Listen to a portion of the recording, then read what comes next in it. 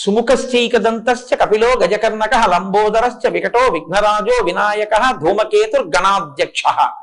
గణాధ్యక్ష అంటే గణము అంటే ఒక సంఘము అని. ఏదో జంతు గణము అన్నాను అనుకోండి, జంతువులన్నీ అందులోకి వస్తాయి. మనుష్య గణము అన్నాను అనుకోండి, మనుష్యులందరూ అందులోకి వస్తారు. దేవతా గణములు అన్నాను అనుకోండి, దేవతలందరూ అందులోకి వస్తారు. ఆయా సమూహములు అని. ఆయన గణపతి అంటే గణములకు పతి. ఎన్ని గణములు ఎన్ని సమూహములు ఈ లోకంలో ఉన్నాయో అన్నిటికీ పతి అంటే పొందబడవలసిన వాడు.